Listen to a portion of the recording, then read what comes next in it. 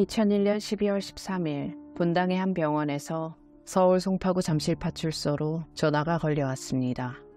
김중호라는 사람이 수술을 받기 위해서는 보호자 동의가 필요한데 가족과 연락이 안 되니 가족을 찾아달라는 부탁이었죠. 경찰들이 김중호가 거주하던 잠실주공 4단지에 도착한 건 오전 9시 15분쯤이었어요. 초인종을 눌러도 대답이 없고 문을 두드려도 어서였죠. 옆에서 거들고 있던 경비원이 새벽같이 나간 게 아니라면 401호 식구들은 집에 있을 거라고 했습니다.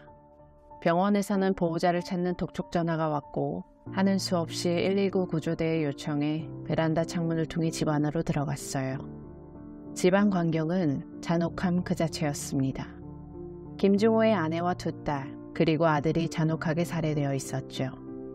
11살의 작은 딸과 9살의 아들은 안방의 침대에서, 부인 이 씨는 주방에서, 17살의 큰딸은 작은 방에 쓰러져 있었고 특히 부인과 큰딸은 머리가 함몰되어 뇌수가 흘러내린 참혹한 상태였습니다. 방바닥엔 피해자들이 흘린 피가 흥건했고 벽에도 핏자국이 사방에 튀어 있었어요. 안방의 하얀 침대 시트 역시 피로 벌겋게 물들어 있었죠. 작은 딸과 아들도 둔기로 머리를 맞은 듯 피를 흘린 채 사망했고 목과 가슴에도 흉기로 인한 상처가 있었어요. 이웃 주민들은 시끄럽게 떠들면서 싸우는 소리를 들었다며 워낙 옛날부터 부부싸움을 자주 해서 그러려니 하고 말았다고 증언했지요. 경찰은 김중호의 자녀가 12일 하루 동안 학교에 나오지 않았고 이날 오전 2시에서 3시쯤 401호에서 여자 비명소리가 났다는 주민들의 진술 등으로 범행은 12일 새벽 일어난 것으로 추정했습니다. 한밤중 벌어진 부부싸움과 남편을 뺀 나머지 가족의 죽음, 그리고 남편이 흉기를 들고 자해한 것 같다는 병원 관계자들의 말. 범인은 누가 봐도 김중호였어요. 경찰은 김중호를 유력한 용의자로 지목하고 형사들을 병원으로 급파했죠. 그 시간 김중호는 응급수술을 받고 목숨을 건진 상태였습니다. 이때 병원을 찾은 형사들에게 순순히 범행을 자백합니다. 1989년 9월 개인 택시를 몰던 김중호는 지인의 소개로 이 씨와 만나 결혼했어요. 김중호의 집에선 결혼을 반대했죠.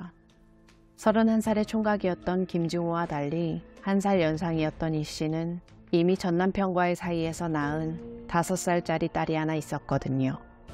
반대를 무릅쓰고 결혼하게 됐고 둘 사이에 딸과 아들이 태어났습니다. 하지만 얼마 안 가 위기가 찾아왔죠. 두 사람의 관계가 결정적으로 틀어진 건 김중호가 부인의 외도를 의심하면서부터였어요. 요구르트 배달 일을 하던 이 씨가 배달 일을 하면서 알게 된 인테리어 업자와 바람을 피우고 있다고 생각했고 증거는 없었지만 그 일을 핑계로 이 씨와 충돌하는 일이 많아졌습니다. 그러던 어느 날 첫째 딸이 울음범벅이 된 얼굴로 이 씨에게 달려왔죠. 겁에 질려 울고 있었어요. 왜 그러냐 묻자 아빠가 가슴을 만졌다고 했습니다. 더 충격적이었던 건 딸이 어릴 때부터 상습적으로 성추행을 당했었다고 그제야 털어놨던 거죠. 부인에 대한 불만이 쌓이자 애꿎은 울붓딸에게 화풀이하듯 성추행을 저질렀던 거였어요. 이 씨는 그 길로 경찰서로 달려가 남편을 강제추행 혐의로 고발합니다. 이에 김중호는 곧바로 구속이 됐고 징역 2년에 집행유예 3년을 선고받았어요. 그리고 2001년 11월 30일 출소합니다.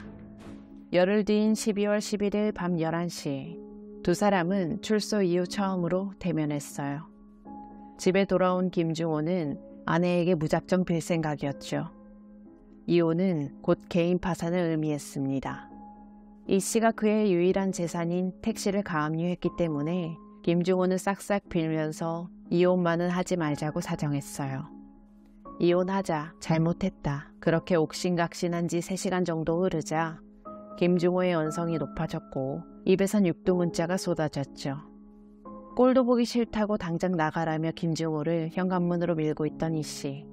두 사람의 싸움 소리에 놀라 잠에서 깬 큰딸이 방문을 열고 나왔습니다. 큰딸은 엄마와 함께 김중호에게 달려들었고 이에 순간적으로 돌변한 김중호는 안방 침대 밑에 있던 공구함에서 새망치를 갖고 거실로 나왔어요. 쇠망치를 든 남편을 보자 이 씨는 뒷걸음질을 쳤지만 김중호는 그런 부인을 붙잡아 망치로 내리쳤습니다. 이미 한 번의 공격으로 이 씨는 고꾸라졌지만 그래도 분이 풀리지 않았던 김중호는 이 씨의 이마, 정수리 할 것 없이 무려 10번을 내리쳤죠. 딸은 엄마를 공격하는 계부의 목에 매달려 체중을 실었어요. 하지만 그 행동은 김중호의 화를 돋을 뿐이었습니다. 목에 감긴 딸의 팔을 풀고는 역시 쇠망치로 딸의 이마를 내리쳤어요. 퍽하는 둔탁한 소리와 함께 딸은 바닥에 쓰러졌죠. 이미 쓰러져 있는 딸의 안면을 계속해서 때립니다. 얼굴을 얼마나 집중적으로 때렸는지 발견 당시 너무 뭉개져 형체를 알아볼 수 없을 정도였어요. 부인과 을부딸을 그 자리에서 즉사시킨 김중호는 초등학교 5학년 딸과 2학년 아들이 자고 있는 안방으로 향했지요. 이미 저지른 일 자신도 되돌릴 수 없다고 생각했고 엄마는 죽었고 아빠도 곧 세상을 떠날 마당에 아이들을 고아로 남겨둘 수 없다는 생각이었습니다. 최대한 고통 없이 보내주기 위해 망치를 크게 휘둘렀어요. 하지만 어찌나 세게 때렸는지 딸을 내리치다 쇠망치에 나무자루가 부러졌죠. 확실하게 죽이기 위해 공구함에서 소형 절단기와 가위를 꺼내 딸을 난도질했고 아들 역시 동일한 방법으로 무참히 살해했어요. 서둘러 집을 나온 김중호는 무작정 택시를 타고 경기도 분당으로 이동합니다. 인적이 드문 시내 상가에서 내린 김중호는 몇 번의 심호흡을 한 뒤 챙겨온 흉기로 팔과 배를 그었어요. 12일 새벽 5시쯤이었습니다. 김중호는 병원에서 자백을 하면서 부인이 아이들만 데리고 따로 살겠다며 계속 이혼을 요구해 홧김에 일을 저질렀다고 밝혔어요.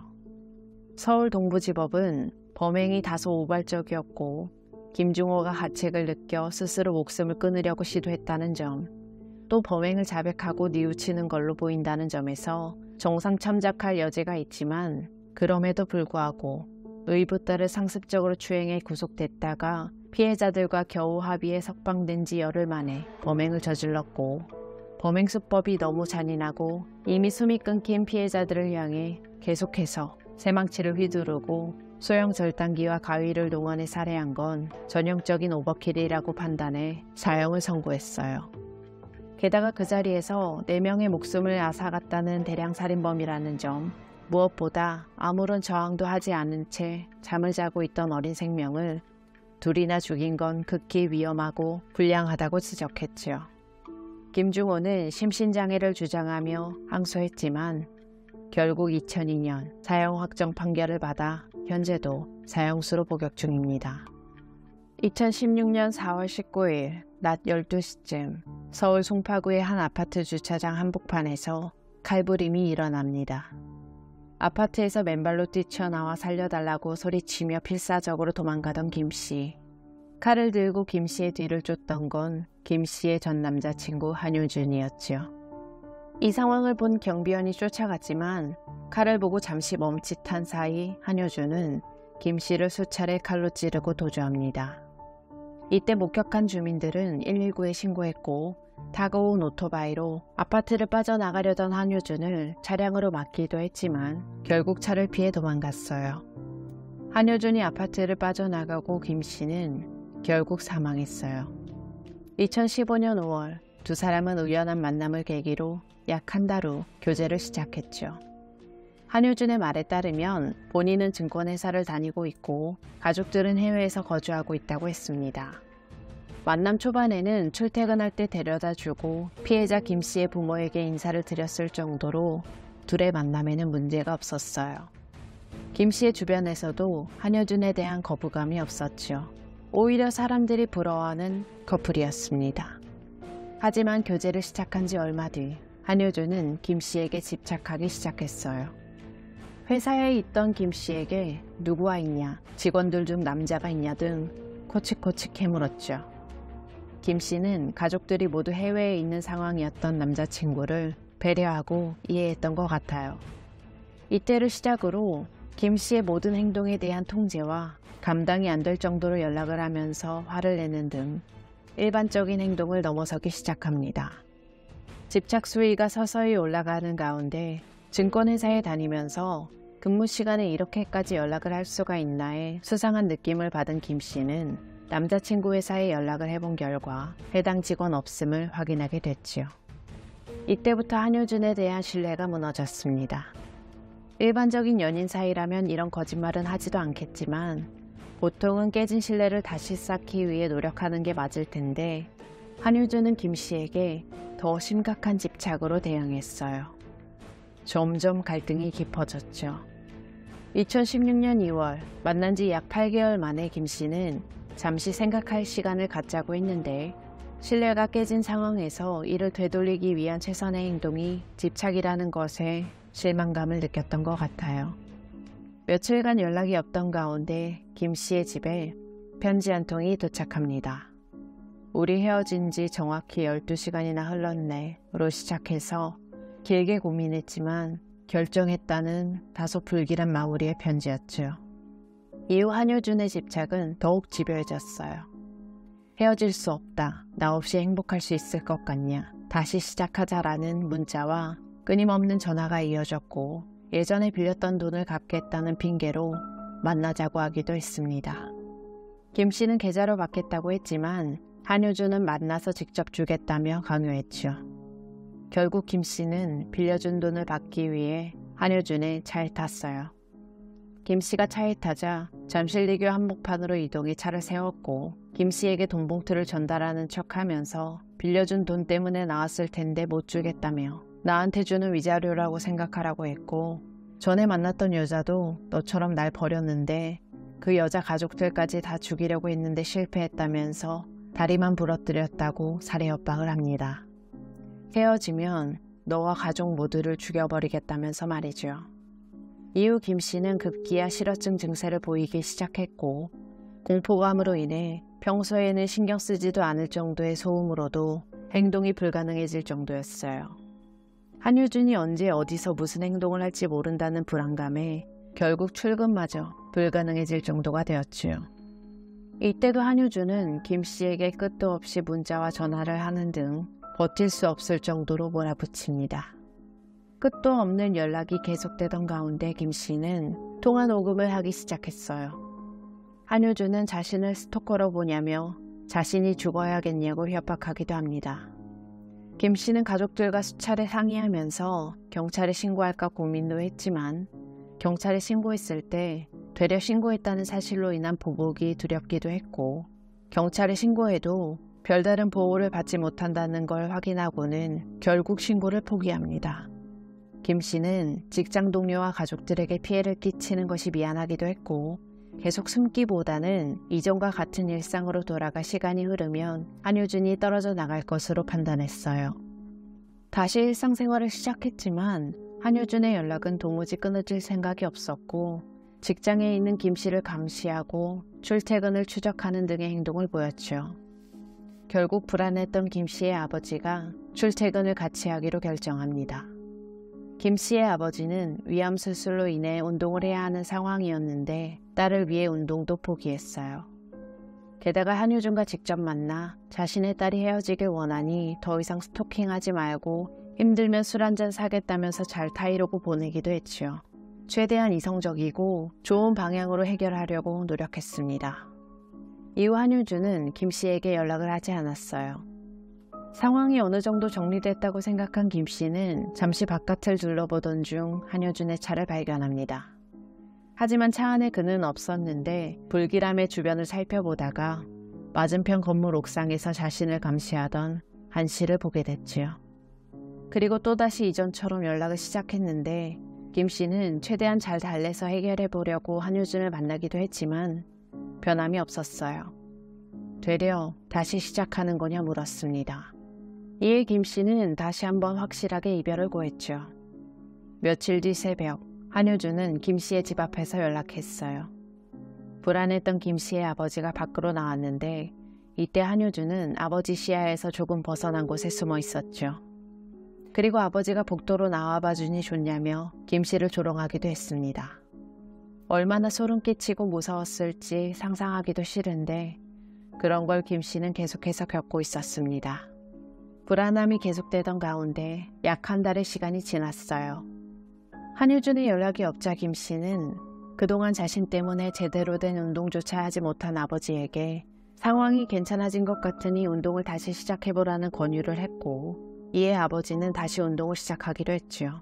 이때가 2016년 4월 19일 사건 당일이었습니다. 피해자 아버지가 외출한 직후 한 대의 오토바이가 아파트로 들어섰어요. 한효준이었습니다. 연락은 끊고 감시는 계속하면서 부모님이 외출하기만을 기다렸죠. 정장을 입고 가방을 들고 있던 한효준은 익숙하게 아파트 입구에 있는 우편함을 살펴보고 계단을 통해 김 씨의 집으로 찾아갑니다. 약 1시간 뒤 김 씨가 맨발로 뛰쳐나와 도망치다가 한효준에게 잡혀 결국 사망했어요. 신고를 받고 강력팀 6개 팀이 동원됐고, 사건 발생 다음날 현장에서 15km 떨어진 경기도 구리시의 비닐하우스 옆에서 체포됐죠. 한효준은 검거 직후 한마디 해달라는 기자들의 요청에 죽일 생각은 없었다라고 했습니다. 나름 고의적인 살인이 아닌 우발적인 살인임을 주장하기 위한 행동이었어요. 하지만 누가 봐도 우발적이라고 볼 수 없었죠. 범행 전 행동을 비롯해서 범행 후 주민들을 피해 도망치는 모습이나 경비를 위협했던 행동과 말, 이미 차가 있음에도 불구하고 미리 준비한 오토바이를 범행 현장까지 타고 왔다가 도주한 것. 결정적으로 가방에서 발견된 칼 3개, 그리고 나일론 끈과 넥타이, 로프, 면수건, 테이프 등이 있었고, 그중 드링크병 2개에는 염산이 담겨 있었습니다. 게다가 칼은 압박붕대로 손잡이 부분을 감아놨어요. 한효준의 진술이 정말 어처구니가 없었는데요. 가방에 들어있던 물건들은 본인이 죽으려고 챙긴 거라면서 대화하다가 이성을 잃고 범행을 저질렀다고 했죠. 그러면서 김 씨 집에서 있었던 일이나 살인을 했던 것, 도주 과정 등이 기억나지 않는다는 헛소리까지 합니다.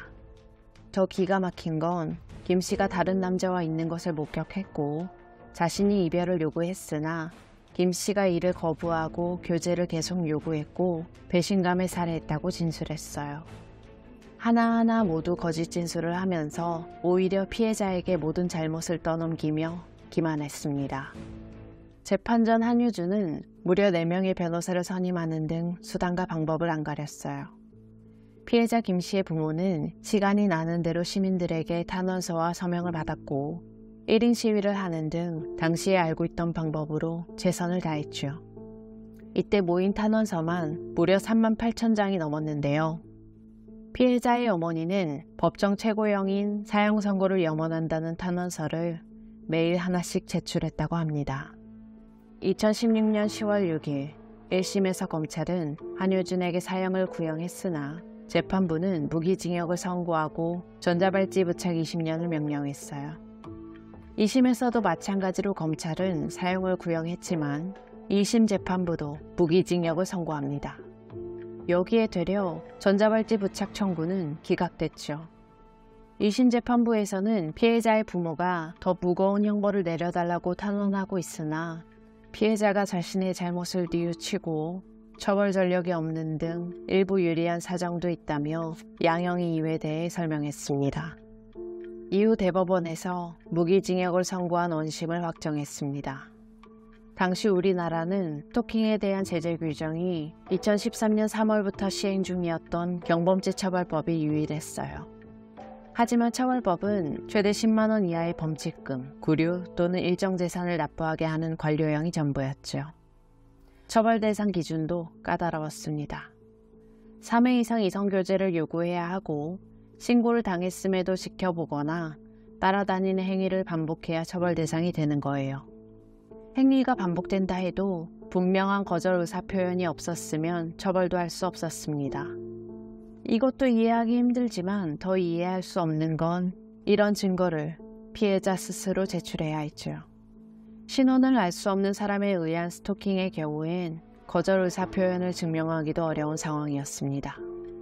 스토킹 처벌법은 1999년 처음 발의됐으나 지속적으로 국회 문턱을 넘지 못했어요.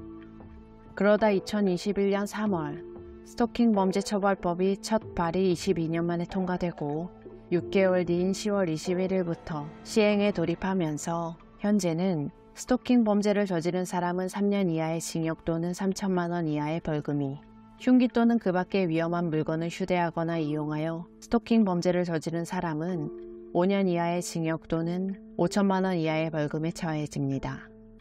진작에 법이 좀 더 강력했다면 조금은 달랐지 않았을까 하는 안타까운 마음이 듭니다. 2019년 4월 17일 새벽 4시 29분부터 119로 5건의 신고가 접수됩니다. 경남 진주의 한 아파트에서 불이 났으니 빨리 와달라는 신고였죠. 그리고 6분 뒤 사람이 다쳐서 엉망이라는 신고와 사람들이 비명을 지르고 돌아다니는데 119가 한 대도 안 온다는 신고. 네 번째 역시 불이 났다고 또 몇 명이 칼에 찔렸다는 신고였어요. 이에 경찰도 같이 가고 있으니 일단 대피부터 하라고 당부했죠. 상황은 점점 급박해집니다. 마지막 신고 전화는 비명을 지르는 소리와 애가 칼에 찔렸다고 숨을 안 쉰다는 신고였죠. 신고를 받고 출동한 경찰은 4시 35분경 현장에 도착했어요. 도착한 지 2분 만에 2층 복도에서 흉기를 든 범인을 발견했고 4시 50분경 범인과 대치 끝에 체포합니다. 체포된 범인은 그 아파트 406호에 거주하고 있던 41살의 안인득. 안인득은 1977년 경남 진주시에서 사형제 중 차남으로 태어났습니다. 어린 시절부터 궁핍한 편이었고 초등학교를 다닐 무렵 부모 사이에 싸움이 잦아 어머니가 가출하기도 했어요. 초등학교, 중학교 재학 중일 때는 큰 문제를 일으키진 않았죠. 최고 진학을 희망했지만 가정 형편이 어렵기도 했고 학업에 흥미도 없어 중학교만 졸업하고 고등학교 진학은 포기합니다. 그리고 만 18세였던 1995년 12월경 본드 흡입으로 소년보호 처분을 받아 소년원에 다녀왔어요. 중졸인데다가 가계곤란자로 분류돼 방위산업체 공무로 군복무를 하고 나서 자동차 정비 공장, 제조 공장 등 여러 직장을 전전했습니다. 2008년경 공장에서 3개월 정도 전자제품을 상차하는 업무를 하다가 디스크 협착증이 왔고 산업재해로 인정받기를 원했지만 결국 인정되지 않았죠. 이후 어머니와 동생과 함께 생활하면서 동생에게 경제적으로 의존하며 지냈는데 이 과정에서 동생과 다투고 한동안 승합차에서 생활하기도 했어요. 2010년 5월경 산업재해로 인정해달라고 요구하고 다니던 자신을 회사에서 감시하라고 보냈다고 생각한 사람에게 칼을 휘두르며 협박하는 일도 있었습니다. 이 일로 입건되면서 2010년 8월경 치료감호소에서 정신감정을 받았는데요. 정신과적 진단은 편집형 정신분열병, 즉 조현병이었죠. 그래서 보호관찰 3년 처분을 받게 됩니다. 보호관찰을 받는 동안 안인득은 어머니와 동생이 살고 있는 집에서 같이 살았는데 갈등이 계속해서 깊어지면서 동생과 다시 싸우게 됐고 2011년 1월경 동생의 신고로 강제 입원 조치됐어요. 그리고 9개월 뒤 퇴원했죠. 퇴원하고 고등학교 졸업과 굴삭기 자격증을 취득하면서 열심히 살게 되나 싶었지만 굴삭기 운전 습득을 위해 일을 하러 갔다가 다시 허리를 다치게 됩니다. 이후 포클레인 기사 보조 일을 했는데 2013년 7월경 길에서 넘어져 왼쪽 발목을 다친 데다 허리 통증도 재발하면서 일을 하지 못하게 됐어요. 일을 하지 못하는 동안 5, 60만 원 정도의 기초생활수급비와 형이 간헐적으로 보내주는 용돈으로 생활을 유지했죠. 2019년 초에는 진주지역 자활센터에 나가보려 했지만 직원들이 커피에 약을 탄다는 망상에 빠져 며칠 만에 그만뒀다고 합니다. 안인득은 한 달에 한 번씩 병원에 찾아가 면담을 하고 약 처방을 받아 복용을 하는 등 조현병 관련 진료를 받았는데 2016년 7월 28일 진료를 마지막으로 진료를 중단했어요.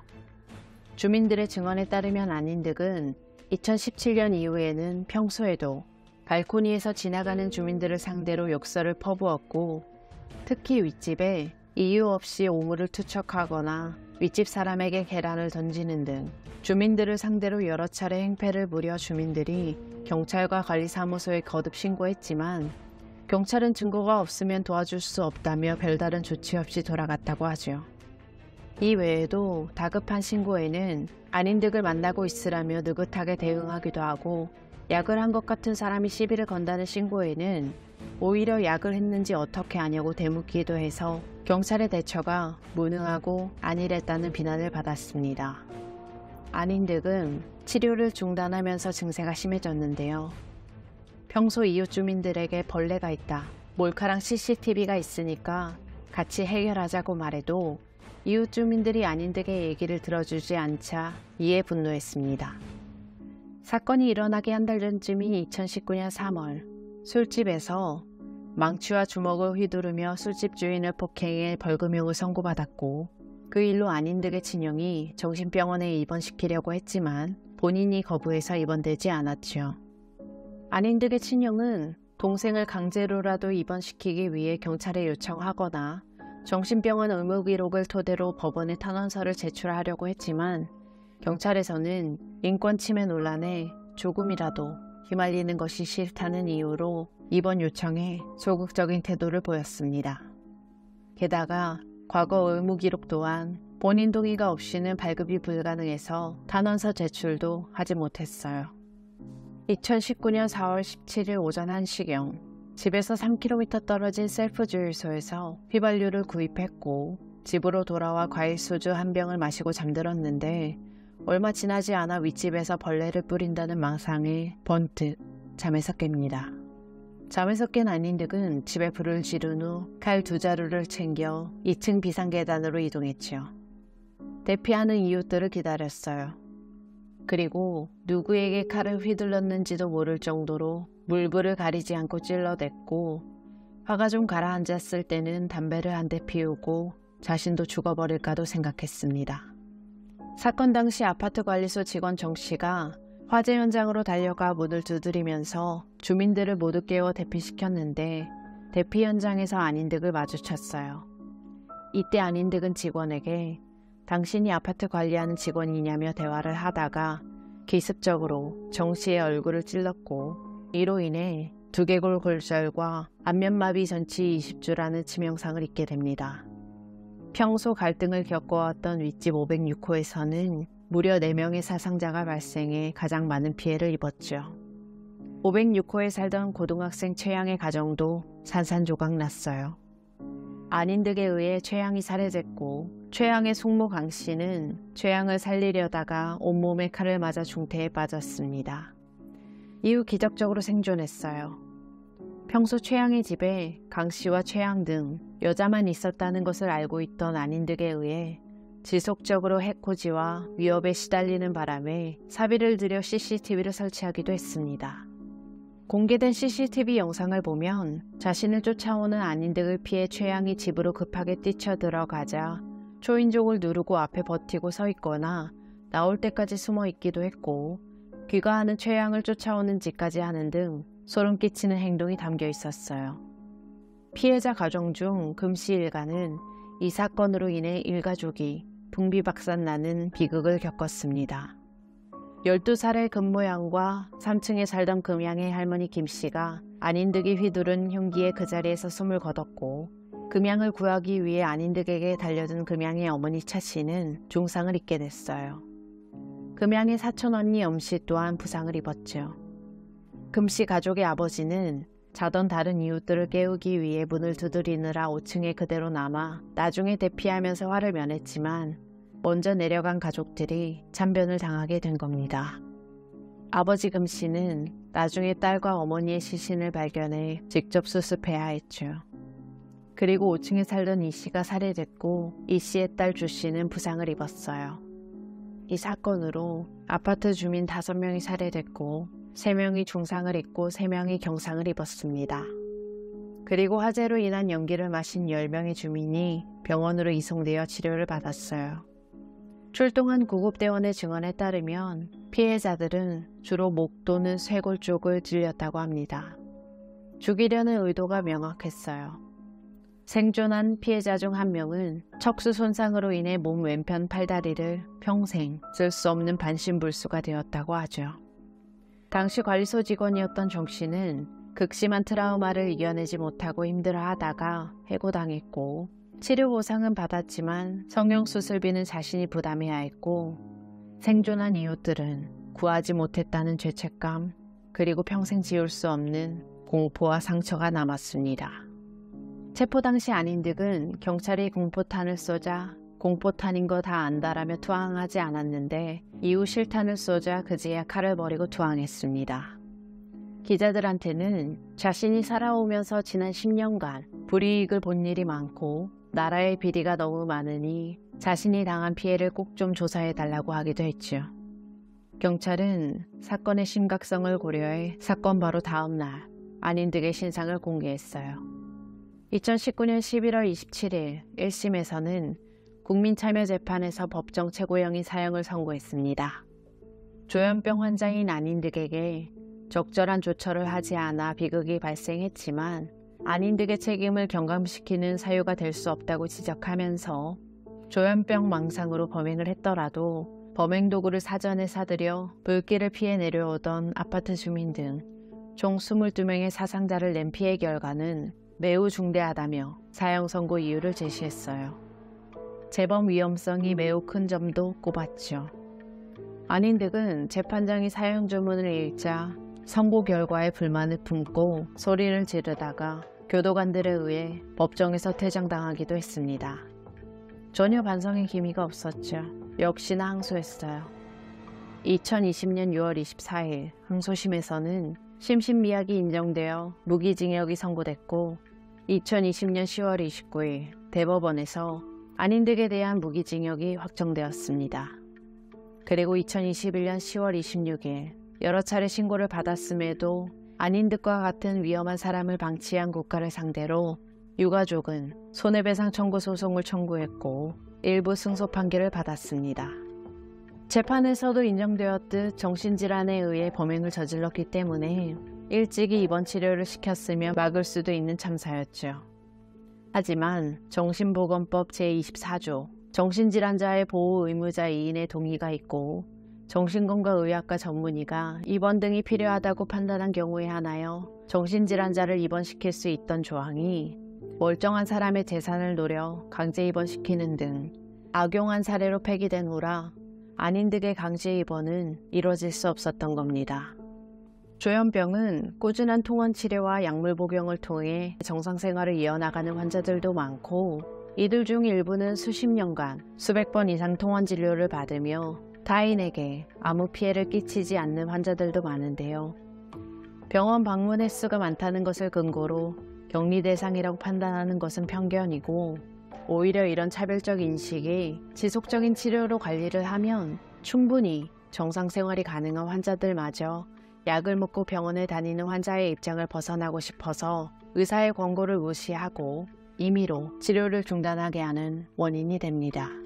안인득 역시 치료를 중단하고 증상이 악화된 거라 치료를 중단하지 않도록 주변에서 지속적인 관심을 갖고 차별적인 인식을 없애는 것이 중요할 것 같습니다. 2015년 1월 6일 오전 6시쯤 119로 신고가 들어옵니다. 아파트에 가면 내가 살해한 아내와 딸들의 시신이 있다며 나도 죽으려고 나왔다는 한 가장의 신고였어요. 신고를 받고 출동한 서울 서초동의 한 아파트에서 44살의 A씨와 14살과 8살인 두 딸의 시신이 발견됐지요. 아내와 두 딸을 살해한 범인은 47살의 강신혁. 경찰은 승용차를 타고 도주하던 강신혁이 오전 10시 47분에 경북대 상주 캠퍼스 인근 CCTV 영상이 찍힌 것을 확인하고 추적했어요. 승용차로 도주하던 강신혁은 반대 방향으로 운행 중이던 순찰차에 발각돼 1km가량 도주하다가 이날 낮 12시 10분쯤 경북 문경시 농안면의 한 도로에서 검거됩니다. 강신혁의 옷은 모두 물에 젖은 상태였고 손목을 그은 흔적도 있었죠. 강신혁은 회사원인 아버지와 전업주부인 어머니 사이에서 일남 이녀 중 장남으로 태어나 원만한 가정에서 성장했어요. 초, 중, 고 모두 성실하고 모범적인 학창시절을 보냈고 항상 우수한 학업 성적을 유지했죠. 이후 연세대 대학원까지 수료하는 엘리트 코스를 밟아온 강신혁은 대기업에 입사해 약 6년간 행정 업무를 맡았다가 퇴사 후 IT 업체에 입사해 약 12년간 근무하면서 상무직급까지 승진했습니다. 1999년 6월 피해자 이 씨와 결혼해 두 딸을 낳았죠. 이 씨도 대학을 졸업하고 호텔에서 근무하다가 강신혁과 결혼한 이후 직장을 그만두고 가정주부로 내조하면서 아이들을 양육했어요. 그러던 중 강신혁은 IT 업체에서 권고사직으로 퇴사했고 이후 우연히 아는 선배의 소개로 한의원에 재무 담당 및 사무장으로 근무하면서 연봉 약 8천만 원을 받았습니다. 한의원에 재직 중에도 이전에 종사하던 동종 업무에 재취업을 하기 위해 노력했지만 연령 등의 이유로 재취업이 어려웠죠. 강신혁은 한의원에서 퇴직할 생각이었어요. 한의원에서 퇴직하기 전 특별한 사업 계획이 없었지만 미리 사업 자금을 확보하기 위해 당시 살고 있던 아파트를 담보로 5억 원의 대출을 받게 됩니다. 그중 주식 투자로 3억 원 이상의 손실을 입었죠. 이때 한의원에 재직 중이었다면 그나마 괜찮았겠지만 강신혁은 대출을 받고 퇴직을 한 상태였어요. 한의원을 퇴직한 후에는 아는 선배의 오피스텔을 관리해주는 조건으로 오피스텔에서 출퇴근을 했지요. 오피스텔에서 출퇴근을 하면서도 이력서는 여러 번 제출했어요. 하지만 면접을 보러 오라고 하는 곳이 없었습니다. 그렇게 오피스텔에서 1년 정도를 지내다가 오피스텔 사용기간이 끝나자 집 근처에 고시원을 구했고 1년가량 아침에는 고시원에 갔다가 점심에 라면을 끓여 먹고 6시 정도에 집으로 들어오는 생활을 계속했어요. 계속되는 재취업 실패와 주식 투자 실패에 삶의 의욕을 잃었고 범행 3-4개월 전부터는 다니던 헬스클럽도 다니지 않은 채 사람들을 피하게 됐지요. 낮에도 술을 마시고 잠만 자는 등 무기력한 상태에 빠지게 됩니다. 사실 부모님에게 부탁을 하면 부채는 해결이 되는 상황이었어요. 하지만 무기력한 상태가 지속되면서 차라리 좋은 아빠, 엄마의 경험을 하고 있는 지금 죽는 것이 훨씬 좋겠다는 생각을 하면서 극단적인 선택을 결심하게 됐죠. 본인만 죽으면 경제적 능력이 없는 아내와 자식들이 경제적으로나 정서적으로 고통스럽게 살게 될까봐 이참에 모두 같이 죽는 것이 낫겠다고 판단했어요. 범행을 결심한 2014년 12월경 여수로 가족여행을 갔다가 돌아오는 길에 대청호로 빠져 다 같이 죽으려고 했지만 가족들이 잠을 자고 있지 않아 실행에 옮기진 못했지요. 범행 전날에도 가족들을 살해할 기회를 엿보다가 가족들이 더 늦게 잠드는 바람에 실패하게 됩니다. 가족들은 알았을까요? 이때가 살아있는 마지막 하루라는 것을요. 강신혁은 범행 전 미리 자신의 핸드폰을 초기화하고 인터넷 사이트를 탈퇴하는 등 주변을 정리했고 유서를 작성했어요. 부모님보다 먼저 가는 것도 죄송한데 아내와 애들까지 데리고 가는 죽을 죄를 지었다며 잘 나가던 시절 다 가고 점점 어려워지고 이제는 마이너스 인생이 시작되는 것 같다며 부모님이나 가족들에게 걱정하지 말라고 거짓말하면서 살아온 고통이 너무 크다고 남겼습니다. 2015년 1월 5일 오후 11시 강신혁은 미리 처방받아 놓은 수면제를 반으로 쪼개 만든 가루를 와인에 타 이 씨에게 줬고 이 씨가 잠들 때까지 기다렸어요. 6일 오전 3시경 잠들어 있는 이 씨의 배 위에 올라앉아 두 손으로 피해자의 목을 힘껏 눌렀죠. 반항하던 몸이 늘어지는 걸 확인하고는 방에서 스카프를 들고 와 다시 한번 목을 졸라 살해했습니다. 10분 후 평소 착용하던 목도리를 집어들고 안방에 들어가 침대에 엎드려 자고 있던 작은 딸 등 뒤에 올라탔고 목도리로 목을 감아 살해했죠. 그리고 목도리를 다시 풀고는 아내 이 씨 목에 감겨있던 스카프를 다시 들고 와 작은 딸의 목에 한 번 더 감았습니다. 작은 딸까지 죽이고 큰딸의 방으로 들어갔는데 인기척을 느낀 큰딸이 잠에서 깨 배가 아프다고 하자 수면제를 가지고 와 배 아픈데 먹는 약이라며 약을 먹였고 살해하기 용이하도록 날씨가 추워지니까 바닥에서 자라며 바닥에서 자도록 유도했어요. 시간이 지나고 잠이 든 큰딸 위로 올라탔고 이번에도 목도리를 이용해 경부 압박에 의한 질식으로 사망하게 했죠. 이후 집을 나와 고속도로를 통해 남쪽으로 이동했고 119에 신고했어요. 신고하고 나서 위치 추적을 피하기 위해 길에 핸드폰을 버렸죠. 그 후 어느 다리 위에서 칼로 손목을 긋고 투신했지만 물에 뜨는 바람에 죽지 못했다고 진술했습니다. 임상심리평가와 정신감정 결과에 의하면 강신혁은 지적 능력이 매우 높은 편이지만 타인의 평가에 상당히 예민한 상태였고 자신이 원하는 명예나 부 등의 목표 성취를 실패한 자신에 대한 분노와 우울감을 크게 느끼고 있다고 심신미약까지는 아니지만 우울증을 겪는 상태에서 범행을 저지른 것으로 추정했습니다. 조사 결과 주택담보대출 5억 원 외에 다른 빚은 없었어요. 대출을 받았던 5억에서도 1억 3천만 원은 아직 남아있었고 아내 통장에도 2억 원이 들어있었지요. 게다가 당시 살고 있던 서초동의 아파트도 당시 매매가 11억 원에 달했습니다. 빚을 갚고도 남는 최소 7억에서 10억의 재산이 있었는데요. 양가 부모도 모두 중산층으로 특별한 경제적 어려움이 없었죠. 또 부부 사이에 불화도 전혀 없었습니다. 그럼에도 불구하고 강신혁이 이 어처구니 없는 끔찍한 범죄를 저지른 이유는 굳이 찾아보자면 성공가도를 달리던 자신이 실직 후 계속 추락하고 있다고 느끼면서 미래에 대한 희망을 잃은 탓이라는 전문가들의 분석이 있었습니다. 보통 무계획으로 담보대출을 받지도 않았겠지만 이미 대출을 받았다면 집을 팔아 빚을 갚는 방법을 택했겠죠. 타인의 시선을 중요시했던 강신혁은 완벽한 가장이라는 자신의 이미지를 포기하지 못했고 자신의 완벽한 가장의 모습이 산산조각 나는 게 두려웠던 나머지 완벽한 가장의 모습일 때 가족을 살해하는 끔찍한 범행으로 이어진 게 아닐까 싶은데요. 정말 안타까운 건 아내 이 씨는 강 씨가 주는 생활비를 절약해 2억 원 이상의 예금을 모으고 있었고 자녀들 교육도 잘해서 학원을 보내지 않아도 아이들의 성적은 항상 우수했어요. 차라리 가족들에게 솔직하게 고백하고 가족끼리 해결책을 마련했다면 이런 일은 없었을 겁니다. 아내와 딸들을 하나의 인격체가 아닌 소유물로 봤던 강신혁의 이기적인 선택이었어요.